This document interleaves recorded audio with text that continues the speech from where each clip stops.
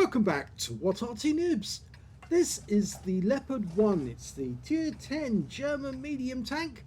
It's located on the attack spawn of Redshire Assault, and it's under the command of Awppenheimer, and there's 3 marks of excellence on the end of his barrel. Game on. Well, this is actually a main battle tank, although they don't have a category for that in World of Tanks. At least they didn't when it started. A main battle tank is basically a cross between a medium tank and a heavy tank, and they were trying to make a generalized tank that would actually be used instead of different categories of tank. Just everyone have either main battle tanks, not have any separate vehicles just for different purposes. Just one tank for one purpose. But he's now gone to the south hill, and he found a Charfew 4, managed to get his first round into him. It's a 105mm gun capable of 420 alpha, so he got a high roll there for 459. He doesn't have a whole lot of armour. He is basically a sniping tank, but it can brawl if you know how to play it, and Awppenheimer does know how to play this tank. Ow! Takes 2 rounds there. Not good. One from the Charfew, that's a 105mm gun. The other one was from the Conqueror, and that's a 120mm. Just saw briefly flash through the frame of the camera was an AMX-13 105. Who suddenly realised what he just saw out of the corner of his eye. Now it does have a reasonably good reload time, 8.92 seconds. Awppenheimer's got it down to 7.28. He's gone invisible just for the moment, and the AMX-13 105 just got taken out by our E100. He's not the only one in the Leopard 1. There's another player, Pumba, is also in the Leopard 1. So this should be a bit of fun. Oh, 777 version 2. Now we just saw a replay with that, and it's a very tough tank. But look what he does to it with a 105mm round. He's just waiting for it to be clear. Fires out anyway. Yeah, Pumba's working well. They're working together. They're not in platoon, but they are working together, and I think Pumba is copying him. Charfew, oh, did get a critical hit, but he didn't get a track or an actual pen. That one bounced off. Yes, again, the 777 version 2 is very bouncy on the turret, but that one worked. And that's a kill.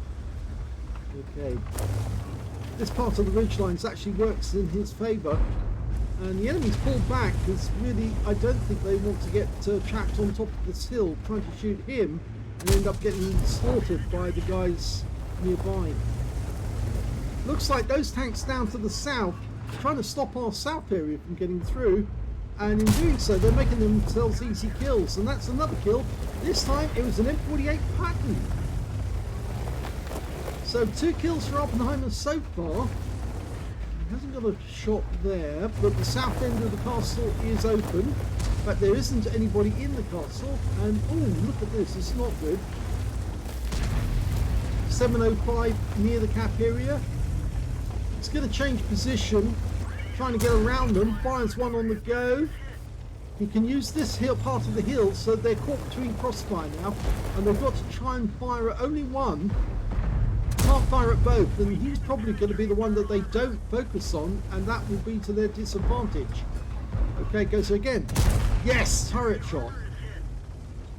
Now that Charfew 4 needs to watch out, because if he stays out too long, he could get hit. Okay, just push forward. There we go. Yes, hull shot. Takes out the 705. Watch out, Char, you might block our shot. And we get a hull shot. The Charfew 4 was getting in the way. Did he get this into the hull? No, he didn't. He's still doing it. He probably saw what Awppenheimer was doing and thought, yeah, I can do the same. It's not working out so well now that he's here. Again, didn't penetrate the armor. This time it's the 705. And he's trying to back up in front of us, but the 705 takes that round into the hull. And we can get another one in. Yes. High roll, 413. Oh, it's actually a low roll, sorry, because it's 420, isn't it? Hull shot, kill shots. So 4 kills now for Awppenheimer, and we're to the cap area. But he's not going to stop here, he's going to keep going. Gets the rear end of a T95 and gets him out of the game with a high roll. Oh, look, the gully. Another Leopard 1. He can easily pen that guy. And now we've got a T10 just hiding around the corner.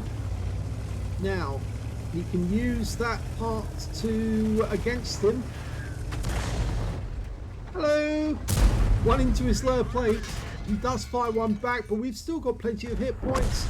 Oh, and the kill shot goes in.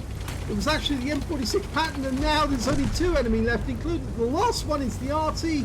He's all that's left, and he's being slaughtered just around the corner.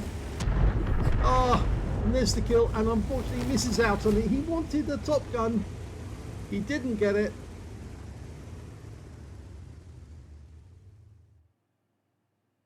Here's the end of battle results. Well, that was an ace tanker game for Awppenheimer in the Leopard 1. But sadly, he didn't get that top gun that he wanted. He was so wanted it. He was working really hard to get it. He did get a spotter badge for spotting at least 1,000 hit points of damage, a fighter badge for getting at least 4 kills. He ended up with 5, 1/3 of the enemy team, and 1 short of getting a top gun. A fire for effect for doing more damage than the hit points of his own vehicle, and a bruiser medal for getting at least 5 critical hits. He actually managed to get 7 in this one.